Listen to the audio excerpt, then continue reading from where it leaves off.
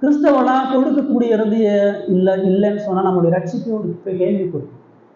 கிறிஸ்தவன் ஒருபொழுதும் கஞ்சனா இருக்க முடியாது. கிறிஸ்தவன் தாராள கை விரித்து கொடுக்கிறவனா தான் இருக்கணும். அதான் தேவனது சுபாவம், தான் தேவனது பிரதிபலி. அப்படி கொடுக்கும் பொழுது அந்த கொடுத்தல் உண்மையானதா, சரியானதா இருக்குதா? வரக்கூடிய பலன்கள்ல தேவனை பிரதானமா வச்சு கொடுக்குறோமா? தேவனை முதன்மையாக வச்சு கொடுக்குறோமா? தொடர்ந்து கொடுக்குறோமா? இழந்து கொடுக்குறோமா? அர்ப்பணிப்போட கொடுக்குறோமா? வறுமையில கொடுக்குறோமா? கடவுளுடைய மகிமை மேலும்படியாக கொடுக்குறோமா? கடவுளுடைய ராஜ்யத்தின் விஸ்தாரத்துக்காக நம்ம கொடுக்குறோமா? திருச்சபைக்கு கொடுக்கறது, ஏழைகள் கொடுக்கறது, எல்லாவற்றிலும் தேவன் இந்த கொடுத்தல் இல்லைன்னு சொன்னா நம்ம உண்மையாவே நம்ம தேவனை யாருன்றது அறியல.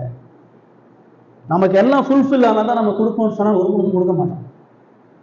நம்ம கஷ்டப்படும் பொழுது கொடுக்கணும், நம்ம வருத்தப்படும் பொழுது கொடுக்கணும், நம்ம இக்கட்டு